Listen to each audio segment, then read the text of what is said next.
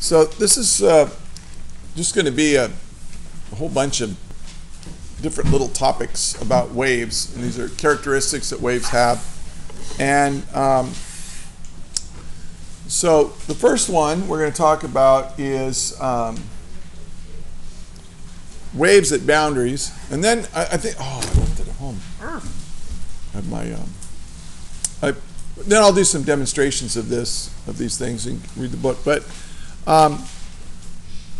the first things what we're going to talk about is waves at boundaries.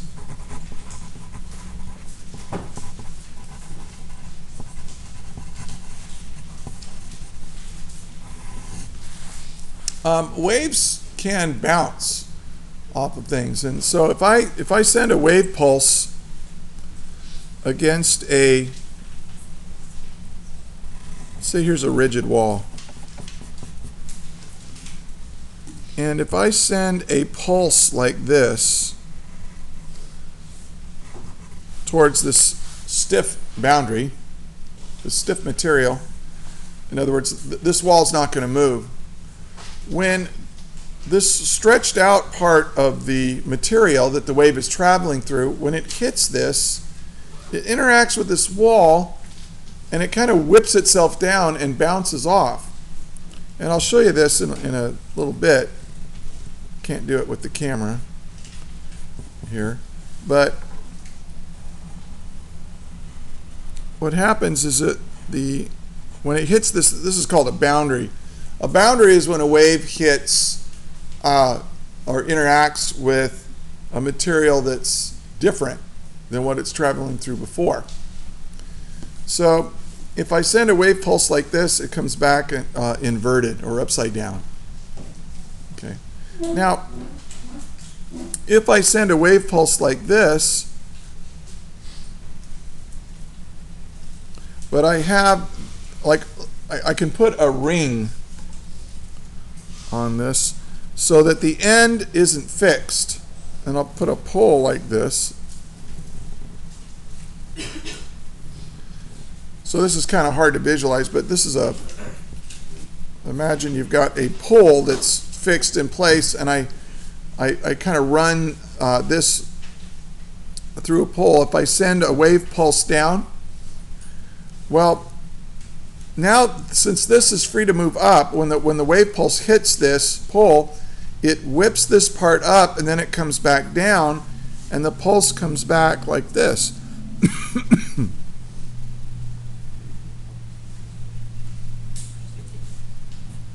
It comes back like that. So if this is up, then the wave pulse, reflected wave pulse, will be up. So it's just the opposite of this. Here we have really stiff material that doesn't move, and it sends a reflected pulse back upside down, whereas here it's right side up. Now you can have another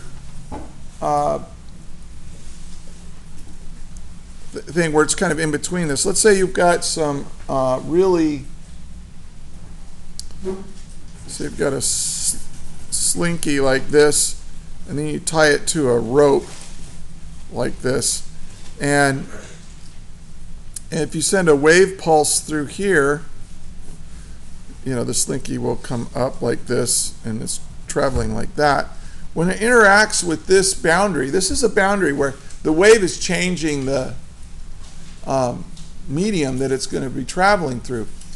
If this is really light stuff, then what you get is you will get some energy reflected. But if this is really a light rope like this, then in other words, this stuff is easier to move.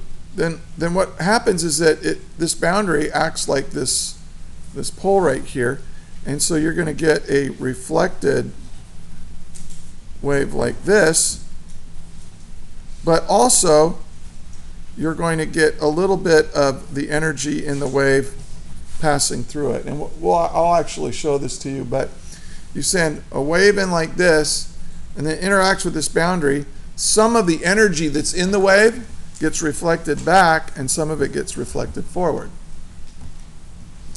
Also, if you have the same kind of situation But here's the boundary. Now let's make this really super stiff, much stiffer kind of a slinky than this. If you have a wave pulse, and I'll just kind of draw my pulse like that. If you have a wave pulse like this, now this stuff is stiffer. And so what happens is that the reflected wave from the boundary gets inverted. Okay, but the stuff in here, this will have a little bit of a bump. It's hard to draw this. So this will come back here, and this will come back here. And it all depends on how stiff the new material is, whether the reflected wave off that boundary is inverted or is upright. And so that's how it behaves at boundaries. Now, by the way, you will see this with water waves. You'll see it with, I mean, all waves behave like this, but one of them is light. And if you ever notice that when you're looking through a window, and let's say you're in a bright room looking into a dark room, or maybe it's dark outside, you see mostly your reflection, don't you? Right? You're in your house, it's at night. You look out the window. What do you see in the window? You see your reflection. But if you're outside looking into your house, if it's at night, you don't see your reflection. There actually is a little bit of reflection, it's just that it gets overwhelmed. Because what happens is that light acts like a wave, and when you're looking through that window, the window material, the glass, that's a boundary change. The light is changing the material it's moving through from air to glass. And when that happens, some of the energy gets reflected. And that's what you're seeing is the reflected light.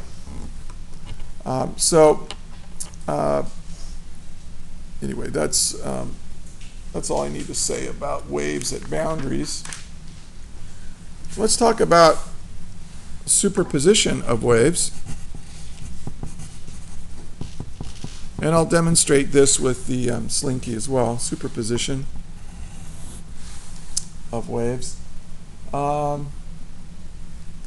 If I send two wave pulses in my slinky like this, like somebody sends it like this, and then somebody on the other end sent a wave pulse like this. Okay, now these two wave pulses are going to hit each other, right? And what happens is that the amplitude of this wave adds to the amplitude of this wave. And so when they hit each other while they're interacting, what you're going to get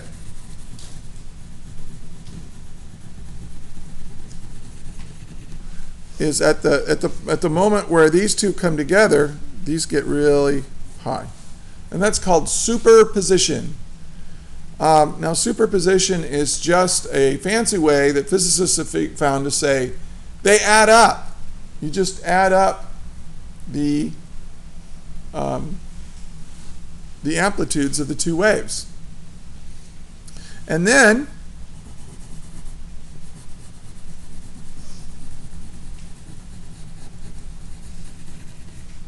here they were coming together like this, and then they added up, and then they just keep going. So that's superposition of waves. You can also have another superposition of waves that would look like this. Let's say this.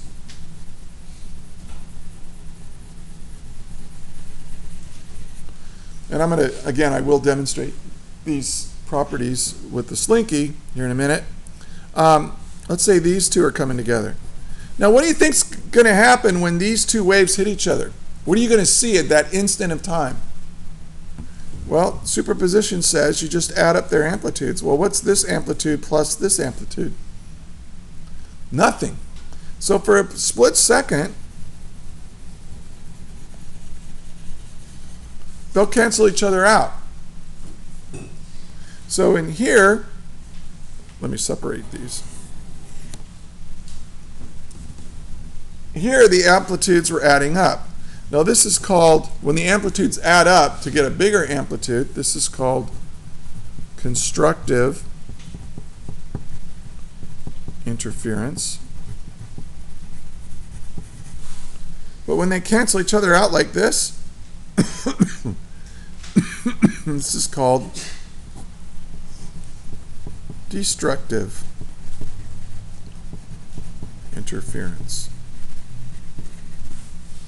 But then you'll notice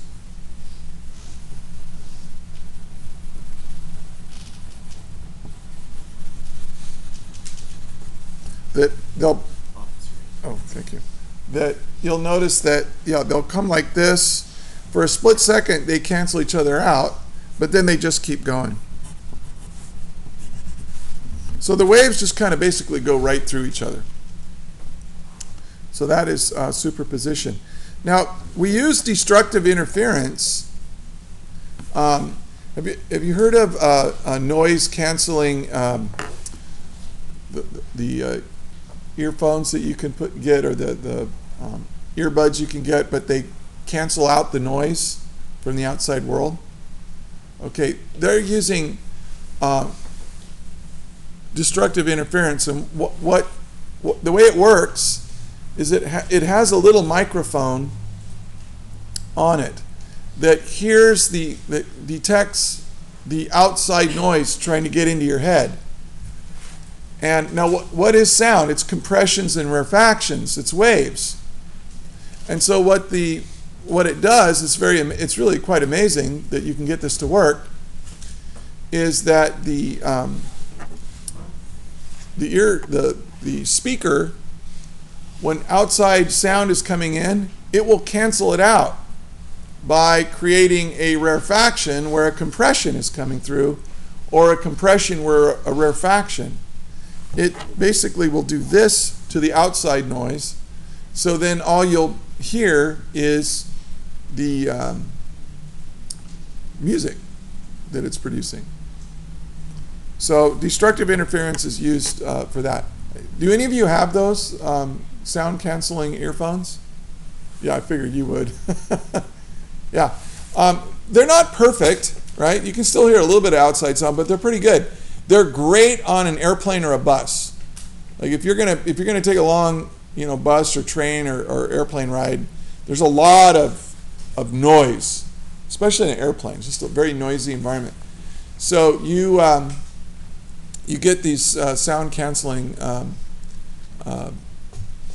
headphones, and they will it's much nicer. They're kind of expensive though, and you have to have a battery that goes in. It takes energy to do that. So but they work really well. So anyway, this is superposition. That is, the amplitudes of waves add up or subtract if they're opposites like these. And let me zoom out a little bit.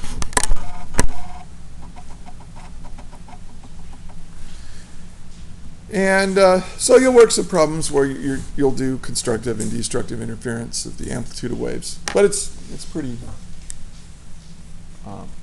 easy. Now, if you set up, if you make a continuous wave, all right, what'll happen if I send a wave in a rope, and I'm just going to draw them as ropes now because they're easier to draw instead of, if I keep going up and down like this,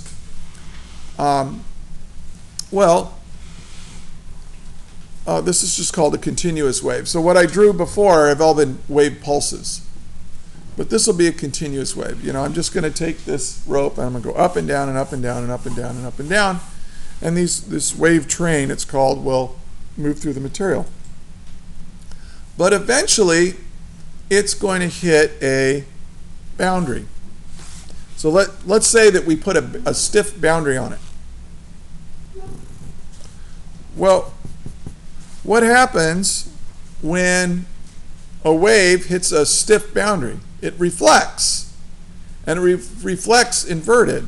So this wave, when it comes down like this, will be inverted.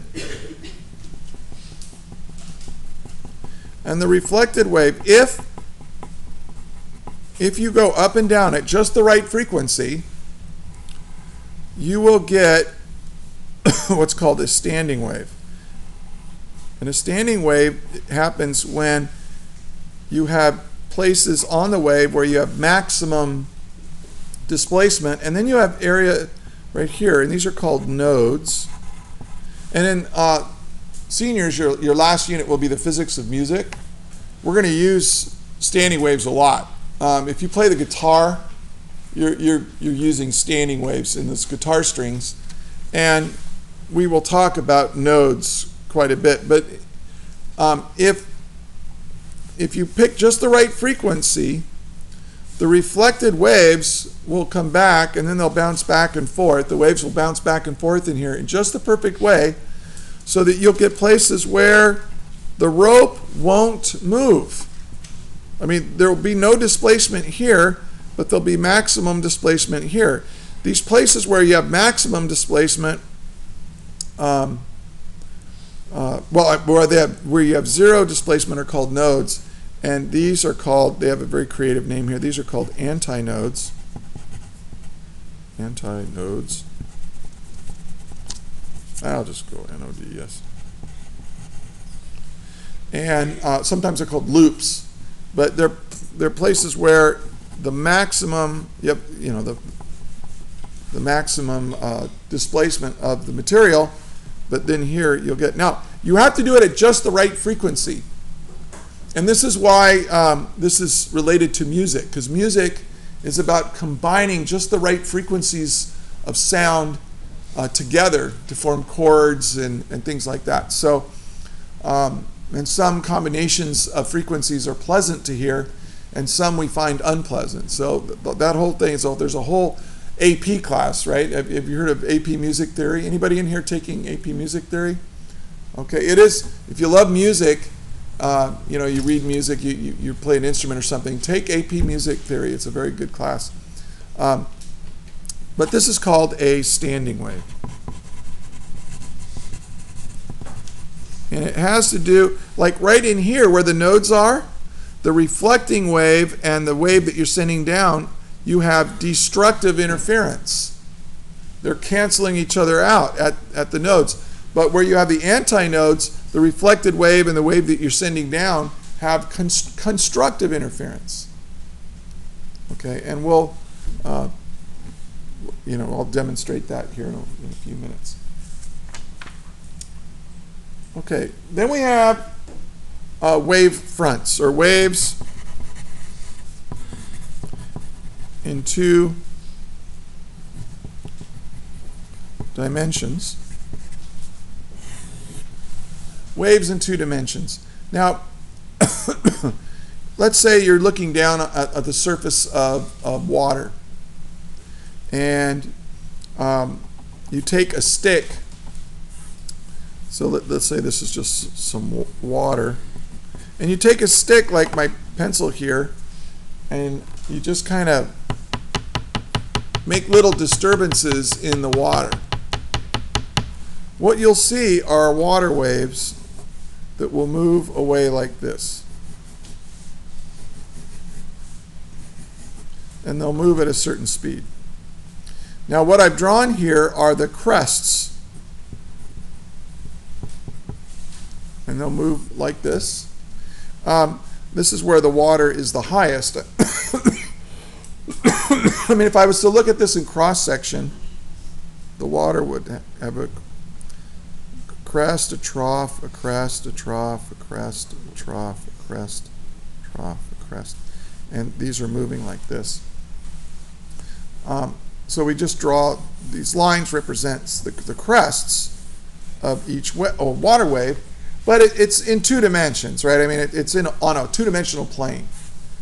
Okay, and they're moving like this. Okay, well, a wave like this will bounce when it hits a boundary, right? I mean, if you have like an edge to your tank, let's say you had a tank of water, and you've got a boundary like this, the water will hit and bounce back. Now, if you send it at an angle, though, so let's have something like a boundary like this.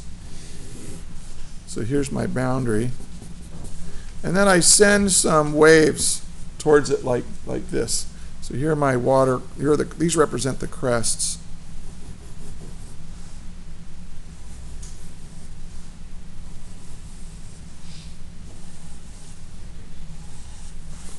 So these are moving towards like this. Well, what happens when they interact with this boundary? See how I drew these arrows like this? Sometimes it's easier to draw an arrow to represent the direction of the wave front. This is called right here. Oh, let me go back to this. This is called a wave front. A wave front. It's just that line here that represents the whole wave as it's moving.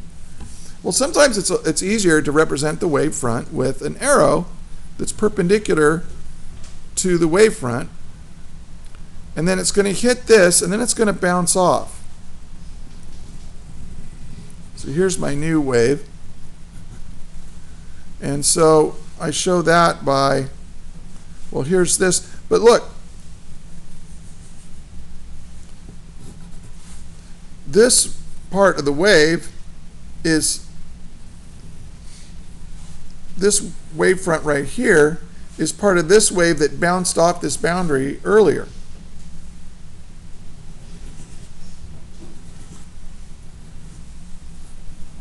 And they're moving like this. So you get these really cool, complicated wave patterns in the material. It's kind of hard to draw. And again, we'll take a look at some of this. Now, what's cool here, though, is that if I draw a line here that's perpendicular to the boundary, and another word for perpendicular is normal, we call this angle that the wavefronts form, or the arrow that shows the wavefronts coming like this. This is called the angle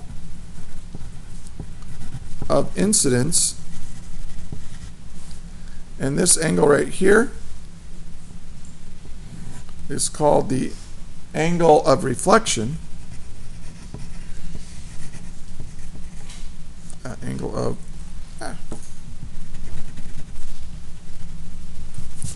angle of reflection. Now, these two angles are equal to each other. This is the law of reflection.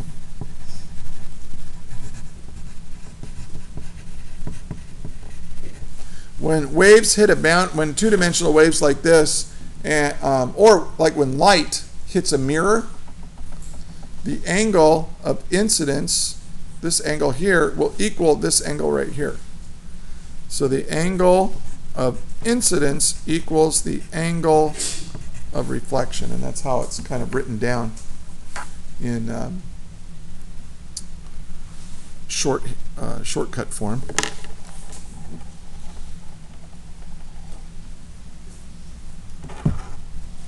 And this is true for water waves, it's true for light, it's true for sound.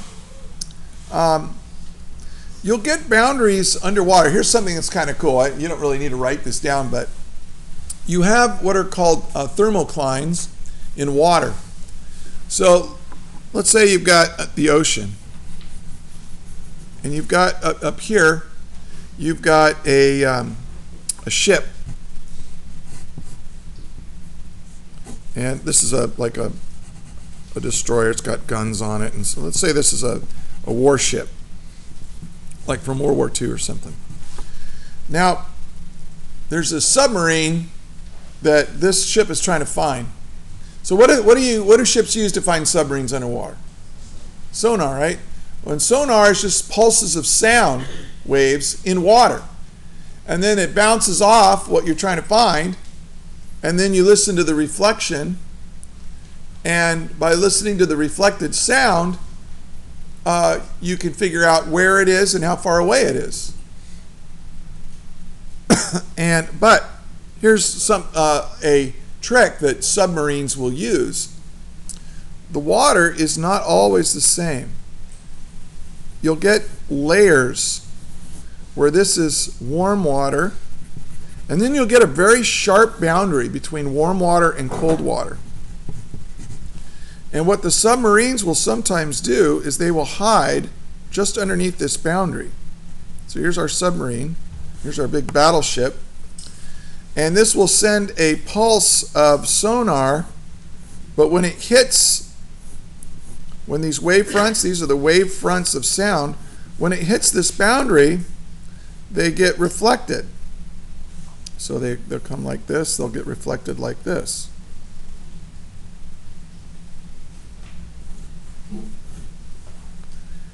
And so it won't be able to see the submarine. It'll hide underneath this layer or this boundary between warm and cold water. Now, it has to be, there's a lot more to it than this. This is an oversimplification that I've done here. But this is an example of how sound, being a wave, moves through material and bounces off a boundary. Some of the energy, here's an example. If the submarine was directly below, the battleship, and they send it out a pulse of sound, yeah, a lot of it will get reflected off that boundary, but some of it will go through and some of it will bounce off, and you'll still be able to detect the submarine. But if you're at an angle like this, very little of the energy will actually move into the cold water, and the submarine will be fairly well hidden.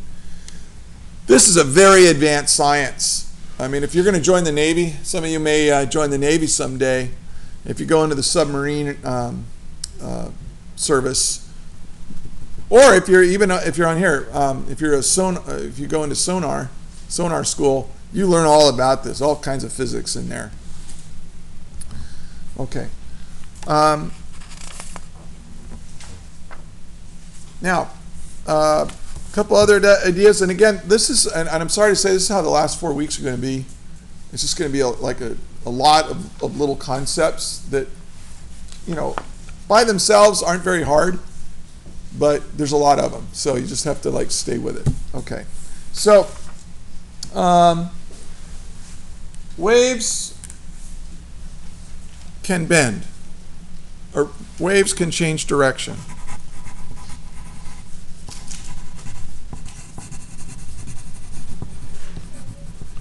Now we're going to do, and by the way, this is true for light as well as sound. Any wave that's traveling in 2 or 3 dimensions, like water ripples, that's in 2 dimensions. It's on the surface of water. But sound, like I'm talking to you right now, moves out in 3-dimensional space. But you still have these wave fronts, and wave fronts can bend. We can change the direction of them, and we can do it in 2 ways. And you have to keep track of this, okay? And Alyssa, you gotta watch. Why don't you turn around? I don't want anybody with their back to me, so turn around, or maybe you can sit over there or something. So one of the ways that waves can bend is called diffraction.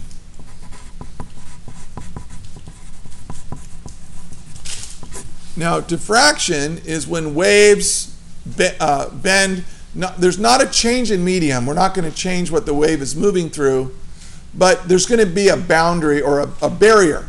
There's going to be a barrier in the way. And for example, let's say I've got some water waves like this. Here's our wave front. And then I put like a brick in the water.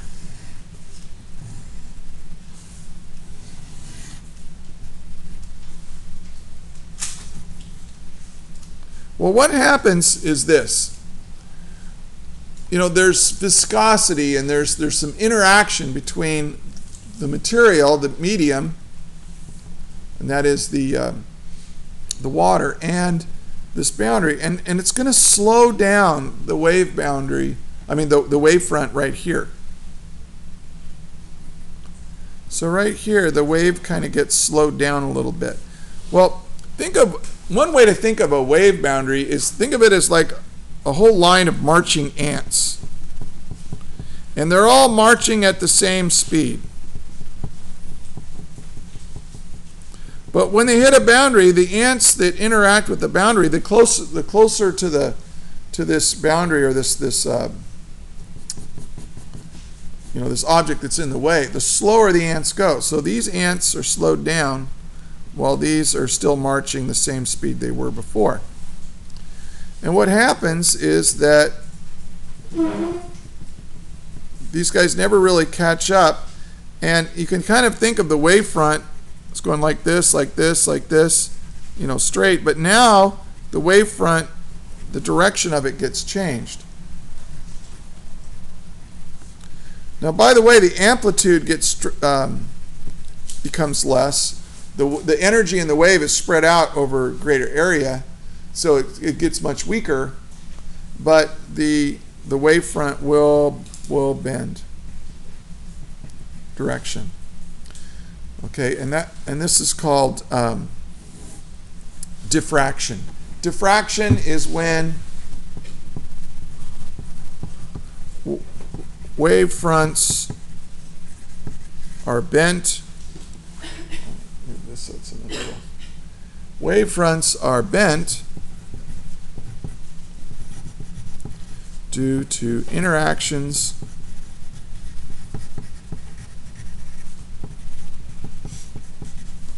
with some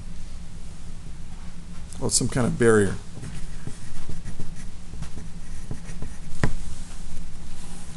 Or something's in the way. Okay. This allows you to make very interesting patterns with waves. If I have a barrier like this, it's a complete barrier, but it just has a notch cut in it. So I can send some wave fronts like this through it. Now most of it gets reflected back, right? You're going to reflect this back. You're going to reflect this back. But some of it, you can see right here in the middle, it's going to go through. And it gets slowed down. And what happens is that you can get a circular. Now it's very weak, and it gets really weak out here. But the wavefront, which was straight, now is circular. It goes like that. And that's due to diffraction. Now you can actually diffract light. Light is a wave, and this is one proof that light is a wave, is that you can make light diffract around a boundary. If light was just a stream of particles, it wouldn't behave that way. But light, in fact, does bend around boundaries. And so we say that light has a wave-like property. It also turns out that light behaves like a particle as well in some experiments. In some experiments, light behaves like a particle. In other experiments, light behaves like a wave. And that's called wave-particle duality, and it's very complicated. And there is a theory of light that completely explains all of it, but it's very weird. It involves quantum mechanics. But anyway, that's kind of off the topic. Diffraction is a way that you can change the direction of a wave. There's another way you can do it. You can change the direction of a wavefront with a technique called refraction. Now, in diffraction, notice that the reason the wavefront got bent is because the interaction with the boundary slowed down that part of the wave front. So it slowed down, and then it never really caught up.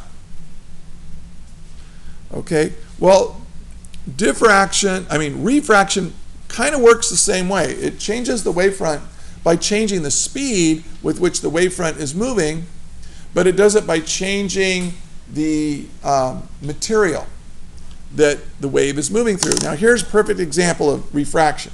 Okay, now I won't be able to see it, but here are my glasses. Okay, and you can see that my glasses change the direction of the light waves quite a bit. I'm very, very nearsighted. And so if you look at what it's doing to the writing behind it, you know, it bends it and so on. My eyeball, it has the wrong shape. It's too big, actually. And so the image doesn't focus where it's supposed to.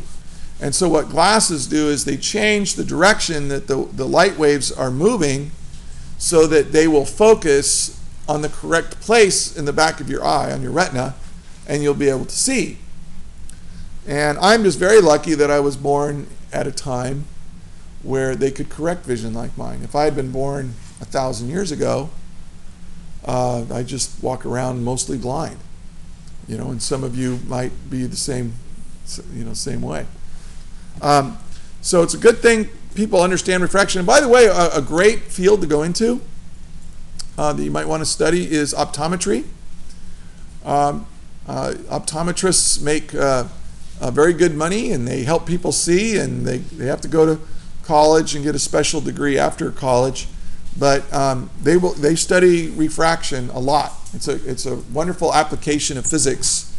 It's really fun when I go to my eye doctor. I always get in these long conversations with my optometrist about physics and stuff like that, and he gets really excited when I get there because he likes to talk about it, and most people don't.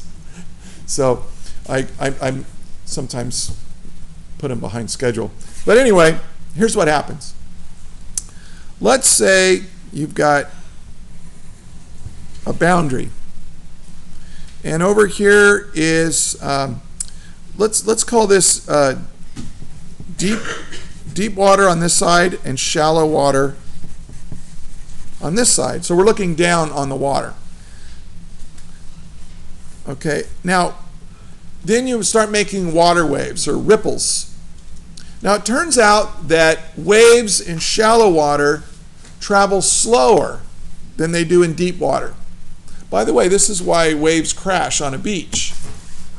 The crest of the wave is trying to move faster than the trough of the wave, and the trough has to interact with the bottom of the ocean, and it slows the trough down, but the crest keeps moving, and therefore it crashes over. And it's great if you're a surfer. But anyway, so here's a wavefront like this. Now this only works if you approach the boundary with an angle. So here's our boundary. That is, the medium is changing here. We have deep water, shallow water. Well, here's my water wave, and it comes like this. And I'll just draw the part like this. I'll just draw them parallel. Now, this part, these little ants, they start to slow down.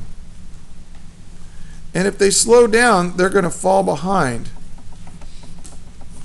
So this part of the wave is going to fall behind.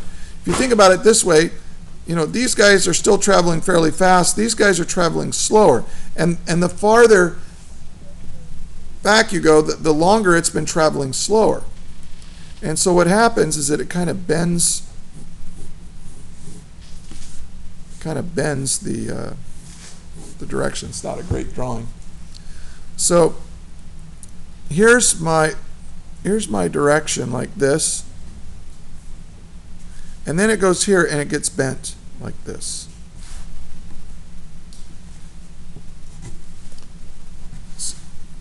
Okay, and now there's a whole study of this. It's Snell's law. We're not going to actually go into that because we have a lot to cover, and it's not on the standards outline, but it's very interesting stuff nonetheless. You have a normal here, you have this angle, and there's a relationship. It's called the index of refraction. And different materials bend the light, or bend the waves different amount. Now this is what happens with glass with light, with water or glass or plastic. Now my glasses right here are very expensive. These cost about $300 because my correction has to be so strong that if I used glass for my glasses, they would be like really super thick right here. You ever see people with those super thick glasses? Well, I don't like that, and I don't like the weight on my face. So what I do is I get this special plastic. It's called high index plastic. And what it does is that it bends the light a lot. And so I don't need to, it doesn't need to be as thick. And it's also much lighter, but I pay for it. It's really expensive. And also this plastic is really easy to scratch. So I have to be really careful about cleaning my glasses and stuff. But anyway, refraction is when wave fronts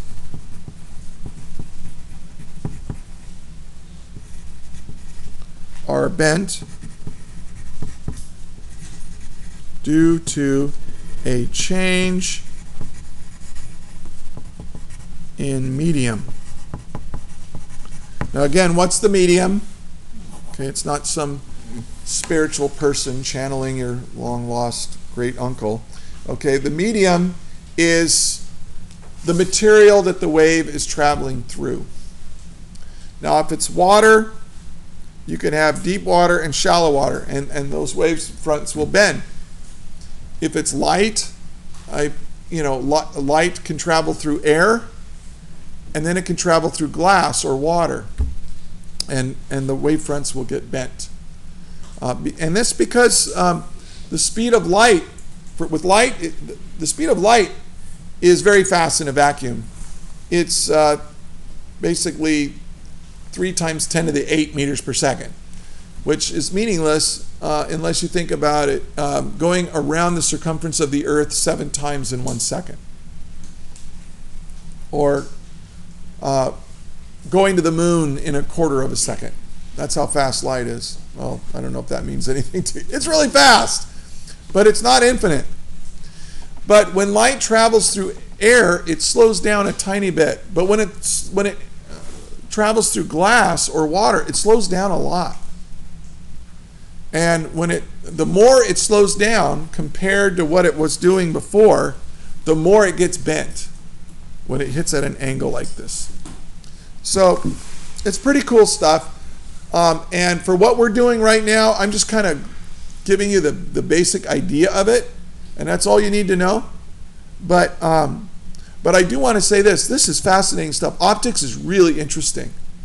And I think that, you got to, if some of you are thinking about what you want to do professionally for a living, optometry is great. Also, there's a lot of applications of this now, fiber optics, using light to transmit data. It all involves this refraction and actually diffraction and other aspects of physics involving waves. So it's good stuff. Okay, last thing I'm going to talk about is you can create what's called an interference pattern using diffraction. I really should have done refraction first, and then we could have just transitioned here. But anyway, let's say I've got a boundary that looks like this.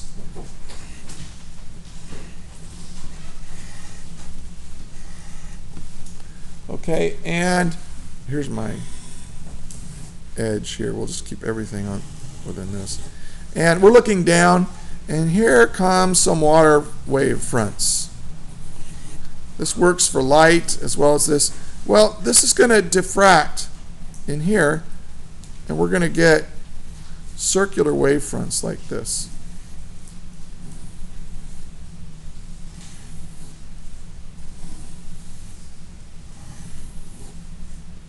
I'm not drawing this very well, and I don't.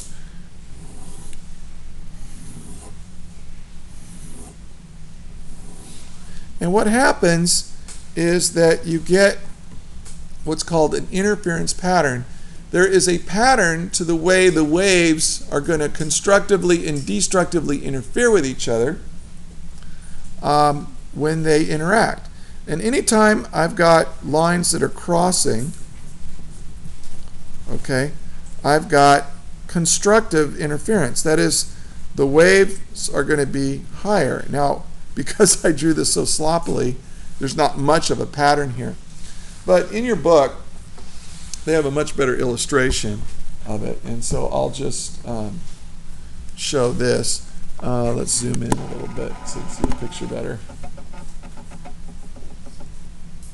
So here you've got these boundaries like this, and you've got waves that are coming in, and this is all scrambled because of the way they're bouncing off.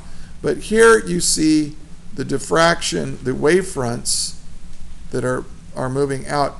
And here's another wavefront, and look, you can kind of see a pattern here. Look right in here.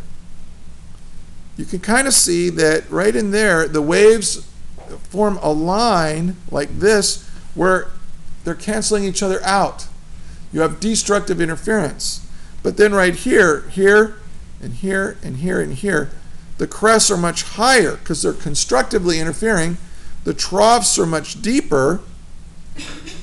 And then here they destructively interfere, constructively interfere, destructively interfere, constructively interfere, and so on. And it forms, and then you can kind of show it like this, where you've got lines of constructive and destructive interference. And this is called an interference pattern. And, you know, it is what it is. It's kind of interesting. But what's amazing is that light does this. And light does this even if you only send it out a photon at a time. So, you know, we might get to talk about that later, but it's quite amazing. But anyway, this forms a very lovely pattern of constructive and destructively interfering waves, and it's called an interference pattern. Okay, so this is what I try to draw here is an interference pattern. So anyway, whoa, zoom out again.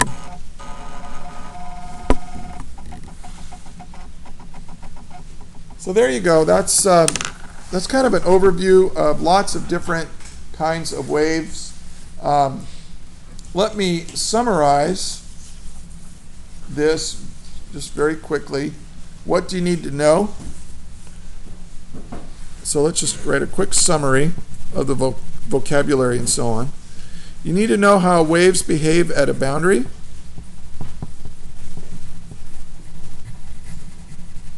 So I could ask you questions about that. It's very simple, but you know, you have to know it. You need to know about superposition of waves.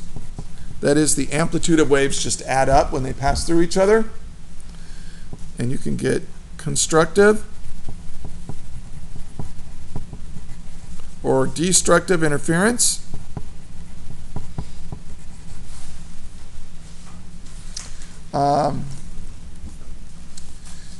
If you have, then we talked about standing waves.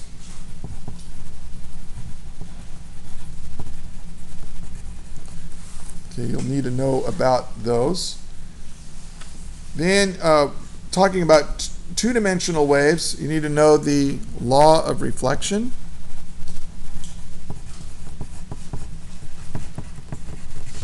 That is, the angle of incidence equals the angle of reflection. You need to know about how waves are bent. We have diffraction. And this is waves bending due to interactions with a barrier. Then you have refraction, which is the bending of waves, wavefronts, due to a change in the medium. Both of them involve a change in speed. The barrier slows a little bit of the wavefront down and therefore changes its direction. This does the same thing. It slows it down or speeds it up because of a change in medium. But it does change the direction of the wavefront. And then finally, I'd like you to know what an interference pattern is.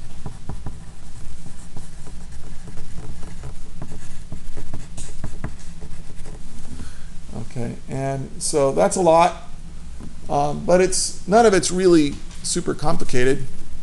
But I tell you, the thing that's so frustrating about this unit having to go through a lot of material in very little time is this stuff is so cool, and just brushing over it, you don't really get a chance to appreciate it.